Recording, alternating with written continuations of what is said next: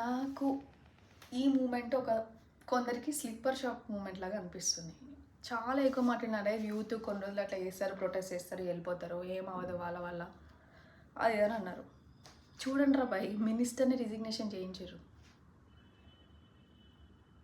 Power of youth చాలా తక్కువ అంచనా వేసారు అందరే. ఏం చేస్తారు, పిల్లలు బచ్చగాళ్ళు పోయి ఆడుకుంటారు, ప్రొటెస్ట్ పేరు మీద రీల్స్ చేస్తున్నారు, అది ఇది జెన్జీ అది ఇదని ఎన్నో మాటలు అన్నారు. చూడండి ఏమైందో ఈరోజు. అది అట్లుంటుంది మనతోని. ఏమనుకుంటారు యూత్ అంటే? అప్పట్లాగా గుడ్డలు లెక్క నువ్వు మంచోనివైనా చెడ్డోనివైనా నీ వెనకనే నడుస్తా అనేటోళ్ళు తగ్గిపోయారు. ఇప్పుడు మంచిగా ఉంటేనే మంచి, లేకపోతే తిరగబడతారు అంతే. కాలం మారింది, మైండ్ సెట్ మారింది, మనుషులు ఇంకా చాలా మారారు, చాలా అప్గ్రేడ్ అయ్యారు అందరూ. యూత్తో పాటు అందరూ వాళ్ళ తర్వాత వచ్చే జనరేషన్స్ కూడా చాలా కాన్షియస్గా ఉన్నాయి. ఏ తప్పు చేసినా ఎవడైనా కూడా నిలదీసి అడుగుతారు.